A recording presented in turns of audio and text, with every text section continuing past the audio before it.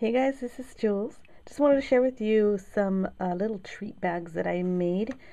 I guess they're supposed to be for Halloween, but I did do a couple of Halloween ones and then one that's just a typical fall one or fall colored one. I made these two are from Tim Holtz's dye in the bag. And I thought they were going to be a little bit bigger, but they are actually really cute and really fun size for something like this, like a little treat bag. I really like these. And then another one that I made, I was kind of thinking about the last challenge that I made, the pencil case slash sleeve. And I remember in the video, I mentioned to you guys that, it could be used for, for this challenge for this month. So I'm like, you know what, I can do that with this one. And I had a couple of extras, but I only made one, which is this one. So I recycled the paper roll. I thought these were look so cute. I used pink Paisley's paper and all the pictures of everything, almost everything that I use and the product list and stuff will be on my blog as I try to do. But this is for our October challenge for Wild Orchid Crafts design team. And I really think it's so cute. The thing that I did not do was I didn't do the actual stitching onto the paper roll because it's really thick. I didn't want to break my needle on my machine, so I just stitched the paper and then I glued it down onto the roll, and then when I flattened it on this end, I just used some hot glue in there. So on the fall bag, I used some Bow Bunny paper, and it's got like bright turquoises and bright oranges, and then your traditional fall colors with the greens and oranges, tans, golds, and things. You can see some of the turquoise or the teal inside there, but it's really bright. And yeah, I took the little stamens out of the center of the flower and added one of their flat back pearls. I can't remember the size of this one. That'll be over on my blog as well on the product list. So, and actually I'm starting to put them on the bottom under the video here so that those that are on YouTube don't have to really go to my blog if you don't want to, but the list will be there for you, okay? This was really cute. And this one I think is my absolute favorite. I am not a purple person, never really played with purple, except for a double layout I did for Anna. That's another pink paisley paper collection, and I love it, but I don't normally go with purple. But I wanted to do something a little shabby with a hint of grunge. So this is kind of a shabby grunge kind of a look. It has the seam binding, the soft colors of the creams, soft colors of the sage green in the paper, and then comes the purple, then the black, and I really love this. So I think the size is so perfect. It's like for a deck of cards. This is like something you can give to coworkers or something. This one's something you can give to kids for like their classroom or something if you have enough of these. And you don't even have to use the paper rolls to make these. You can just cut, I'll have it in my video tutorial, the size of this particular roll. This one's for like the kids, and then you can give this one out for something like Thanksgiving lunch or Thanksgiving dinner. So there you go. I just wanted to share that with you guys, and that's my project for our October treats bag or treats something for Wild Orchid Crafts. If you want to see the tutorial, here it comes. So this is a Hocus Pocus paper, and I went with the polka dotted one. And my paper roll is 4 inches long. So I'm first going to cut it down to take an inch off first, then stitch it, and then I'm going to cut it down so that the stitch will fit at the bottom of the roll. First using some ETG tape and edging the opening there with the black paint dauber. Then distressing the sides and the edges of, should have done that first before I put the tape down, but things happen, whatever. Some more ATG tape, and then I'll use the liquid to kind of help hold it down because this glue works really well with paper on paper. Then I'm just going to clip this down and it'll just hold it so it'll dry nice and even. Some more edging of the black paint dauber. So I'm just going to use some hot glue here to adhere the ends so that they stay really nice and closed and tight.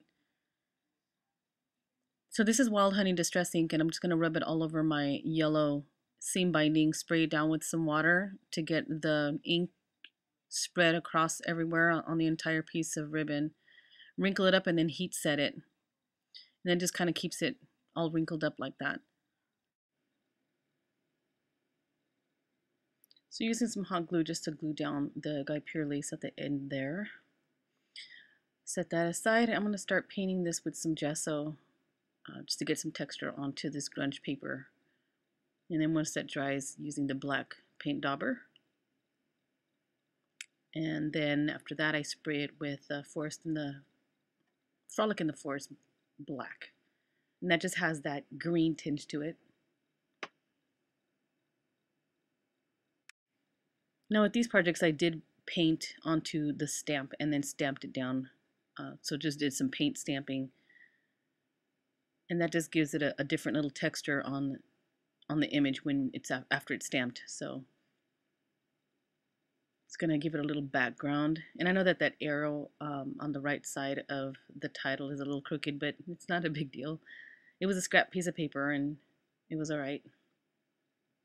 So I'm just going to put it on some dimensional so that it stands out from the orange piece of designer paper. And this is an Ivory ribbon, the satin ribbon, the same one that I used for the bag that's coming up next. I used some green distressing and I can't remember which one it was. And I just use it to make a quick little bow. Just something small and flat. I'm just going to punch the holes there on the side so that I can hang the ribbon through that. And this shade of orange just gave it was just a perfect shade and it matched the paper great. So just making some knots on both sides. That way it makes a little hanging piece and kids can carry that. I like this jute ribbon, you guys. It's pretty stiff, but I like it for a lot of cool, it gives a lot of cool texture and it's so alterable. You could change the color to these things so easily. So I'm just going to hot glue the ends there so that it stays really well and then glue down a couple bats and that just gives it a great touch. Great look for Halloween. These are the tiny little flat back pearls and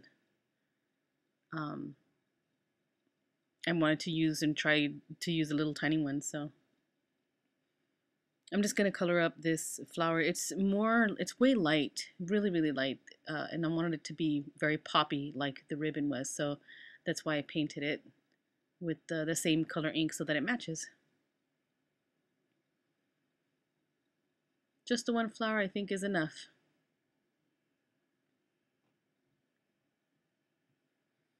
Very cool die, this die. I didn't think I was going to like it as much or so much, but I do. So here I just scored it all and measured that, and it's 4 by 3. And I'm just going to cut it down just a 1/4 inch on both sides so that there's a little bit of black border around it. I ended up putting in another paper behind it, but it was still quite enough size-wise. So I got this stamp pad or stamp set like 2 years ago, and I've only used it a couple times, but such a cute little like image set. I really like this. This is really cool for like kids' cards and things like that, and something like this, like treat bags. Here's my little tag punch, and just punch that out. And I did it again with stamping with the paint. Again with the dimensionals. I'm gonna back it with the purple paper, and you know, again, I am not a purple person, but this particular project, this bag and design came out so cool. I really love it. So I'm here to tone down this green just a little bit, making it a little bit more lighter. And that way it goes with the green in the back with that paper. Some of that seam binding, soft touch to this project. String that through and make a little bow. And I'm surprised the bow came out as cute as it did because I have a hard time making tiny bows with seam binding. Especially if it's not the wrinkled kind. So here's where I put some of that purple in the background. It gave it a nice layer, so and a really cool color around the edges. It just helped it pop a lot more. So these are so easy to make. Oh my gosh, they were so cute. Such a tiny little project, but it just, you can do so much with this little bag. You can make a tiny mini to even put in there. So that might be something you may want to think about. I'm thinking about that. So it's just a perfect little size, I think. So here I'm just trying to think of something soft, to something else that's soft. That's why I added the skeleton leaves to it. And then the pearls. Of course, pearls always give a nice, elegant touch to stuff, right? Love the pearls. And these are the tiny little guys. I love these. Just gluing those down. Then I found this fabric. It looked like really like open hold cheesecloth, but it was fabric. It was really cool. I found it in black at Joann's like a year ago, and cut a piece off of it and use it here to kind of help with a little bit of the grunginess. Love that purple flower too. It matched perfectly. And it comes from the mixed pack of purple flowers, trellis flowers. Purple worked great with this. And then the brad tops it off. Oh my goodness. So pretty. It just pops really well with the black bag. And what I should have done here is adhere the side, the long side first, and then do this tucking thing here. I think it would have been a little easier. It's a little hard assembling at first, but once you got it in there, it's good to go.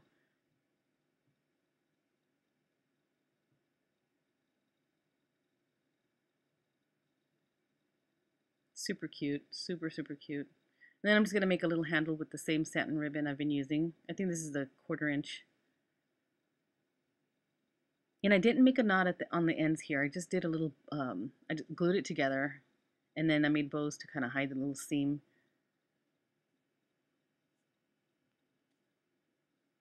But it worked out fine. I think it worked out great.